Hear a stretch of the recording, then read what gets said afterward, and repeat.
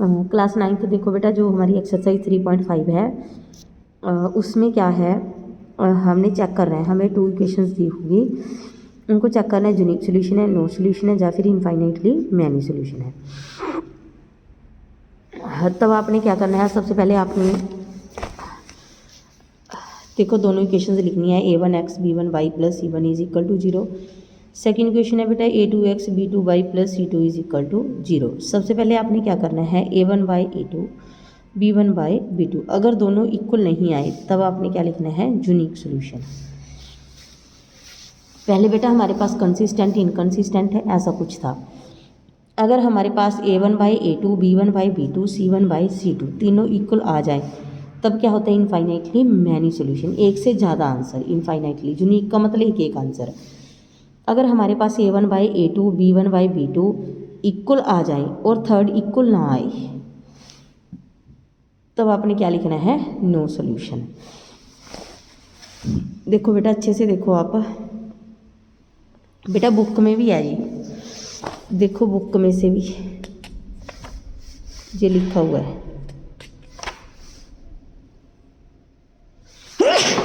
Sorry देखो बेटा लिखा हुआ है ना,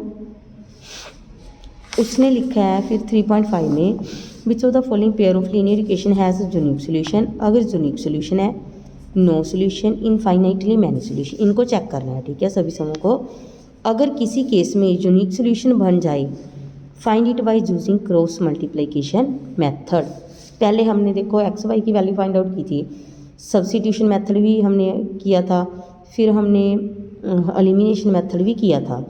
अब उसने बोला है क्रॉस मल्टीप्लिकेशन मेथड। देखो वो कैसा होता है, हमारे पास देखो बेटा सबसे पहले फर्स्ट पार्ट है x minus 3y minus 3 is equal to 0, 3x minus 9y minus 2 equal to 0। a की वैल्यू बेटा a1 की 1 3 minus 3 minus 9 minus 3 minus 2, minus के साथ माइनस कैंसिल, 3 के साथ 9 कैंसिल, 1/3 1/3, दोनों इक्वल आ गए। अगर फर्स्ट 2 इक्वल आ जाए देन क्या होता है, इनफाइनाइटली मैनी सोल्यूशन। नहीं, अगर दोनों इक्वल आ जाए, थर्ड इक्वल ना आए देन क्या होता है, नो सोल्यूशन। बट उन्होंने बोला था जब हमारे पास यूनिक सोल्यूशन आ जाए तब ही सॉल्व करना है। देखो जिसमें फर्स्ट का सेकंड सम देखो बेटा 2x plus 1y is equal to 5, 3x plus 2y is equal to 8। x के आगे कितना है बेटा 2, नीचे x के आगे 3, y के आगे 1, y के आगे 2, दोनों इक्वल नहीं है तब हम क्या लिखेंगे, यूनिक सोल्यूशन। अब बेटा क्रॉस मल्टीप्लिकेशन मेथड कैसे अप्लाई करना है, आपने सबसे पहले ऊपर x y और 1 लिखना है, ठीक है। फिर बेटा आपने एक याद रखना है कोड वर्ड 2 3 1 2 23 12। बेटा इसका मतलब होता है, ये याद रखने के लिए है, वैसे कोई रूल नहीं है ये फिक्स।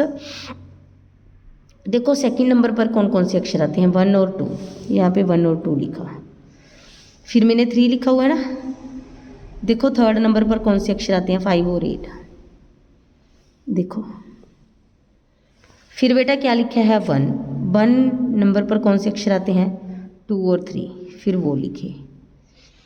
फिर बेटा 2 नंबर पर कौन से आते हैं, 1 और 2, समझ आया। फिर बेटा इसको कैसे सोल्व करना है, देखो अच्छे से देखो, क्रॉस मल्टीप्लिकेशन मेथड बोलते हैं बेटा इसको। x से एज इट लिखा, y लिखा, 1 लिखा, सोल्व कैसे करना है, पहले 1 की 8 के साथ मल्टी बेटा,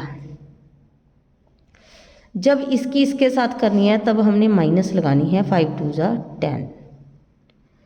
फिर बेटा 5 की 3 के साथ करनी है 15, जब 8 की 2 के साथ मल्टी करनी है तब माइनस लगाना है 16, 2 की 2 के साथ 4, 3 की 1 के साथ 3। देखो बेटा 8 माइनस 10 कितना आ जाएगा, -2, 15 माइनस 16 कितना आ जाएगा, -1, 4 माइनस 3 1। फिर बेटा हमने क्या करना है, देखो फर्स्ट सेकंड और थर्ड 3 पार्ट बन गई, फर्स्ट और थर्ड को लिखना है, सेकंड और थर्ड को।